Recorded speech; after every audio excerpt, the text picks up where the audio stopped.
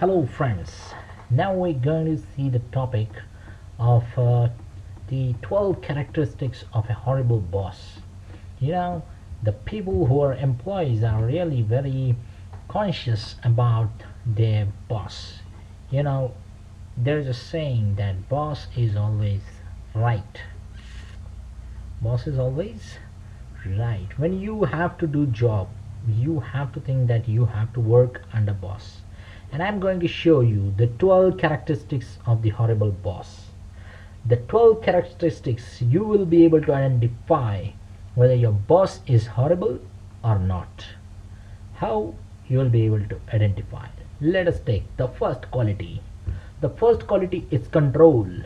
Your boss wants to control. He wants control over everything, and a problem giving, he doesn't want to lose control on anything. He wants just everything in his own hand. He wants every decision in his own hand. He will not give you freedom. So my dear friends, if your boss is of that type that he wants everything in his control, it means that your boss is horrible. HORIBBLE. Sorry, wrong. Horrible.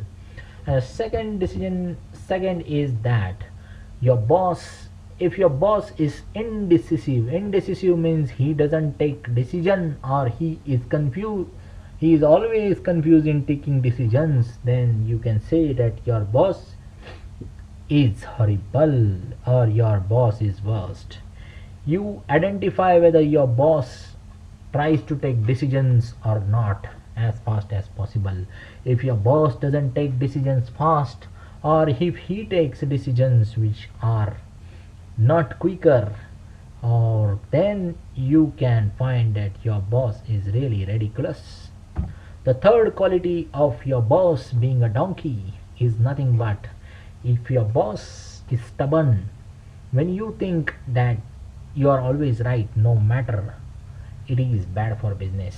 Means if your boss takes the decision which are not good for business, then your boss is stupid, or you can say your boss is worst, your boss is stubborn.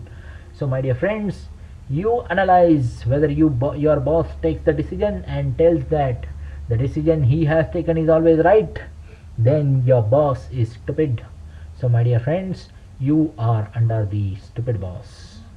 The fourth point is that your boss is resistant to change, and he fails to understand that the change is good.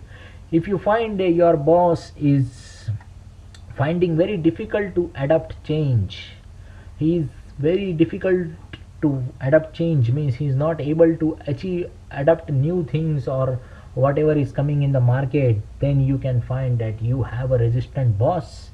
And my dear friends, you have to leave that boss in order to have growth in your career. This is the fourth characteristic. I'll tell you fifth characteristic, my dear friends. If your boss tries to micromanage every little task running their employees' personal growth, means if your boss is involved in each and every small thing of the company, he doesn't want you to grow, he doesn't want you, he is trying to work even of the peon, if he is trying to work even of the teacher, even if he is trying to work of the HOD, then what is his mistake? It is his mistake that he has become the director of the institute. My dear friends, if your boss is the director of institute, then he should not do work of the peon, he should not do work of the teacher, he should not do work of the HOD. My dear friends, he should not micromanage the things. If your boss is micromanaging the things, it means your boss is stupid. My dear friends, sixth thing is fear. Your boss, they lead by fear, and they think it is an effective way to manage. If your boss is always worried of something, if your boss has fear in his mind, it means that you are under the worst boss. My dear friends, your boss should not fear of anything, he should have courage, then you can think their boss is good boss. If your boss is having fear in his mind, fear in his decisions, then my dear friends, it is an alarm that you have got the worst boss. This is the sixth thing. Seventh thing is that if your boss is visionless, if your boss doesn't know from where to start and where to go, it means your boss is visionless, and visionless people doesn't carry you. If you have a good leader with a vision, at least he can take you somewhere to the mission where he was going on. My dear friends, if your boss doesn't have vision, it means that he will not be able to carry you. My dear friends, your boss should always have a vision to go to that step where no one has reached. My dear friends, if your boss is visionless, it means you have got the worst boss. Analyze. I have told you seven characteristics. I'll tell you the eight characteristics.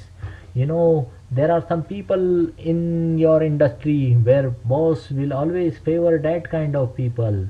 For example, he might be of his own religion, or if your boss is a female, and she will always give work to another female. If your boss is from the same area or region where another employee is belonging, it means that your boss favors regionalism. It means that your boss, if he do favoritism, then my dear friends, he is the worst boss. If he doesn't give justice, it means that he is the worst boss. To be a good boss, you need to give justice, my dear friends. Ninth characteristic of a worst boss is arrogance. It's the only ugliest personal trait. He come and always scolds you on each and every small thing, wrong thing which you have done. If he is scolding you at each and every small thing, it means that you have got the worst boss. Boss should have a quality that he should keep the mistakes in his own area, where it becomes difficult.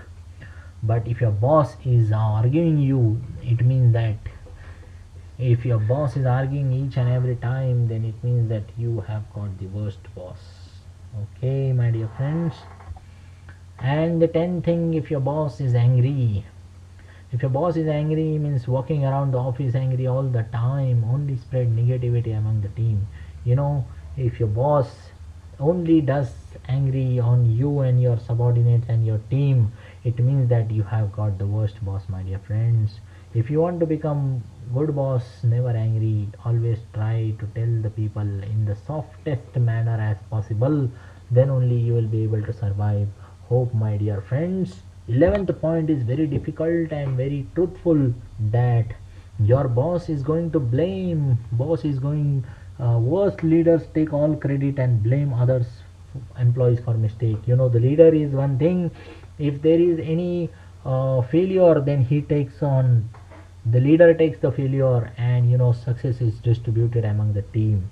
If your boss is not able to distribute the success among the team and is only taking only credit, then he is not your boss. He is your worst boss, I can say. He's not the perfect boss. And the emotions, there are make decisions which are based on emotions.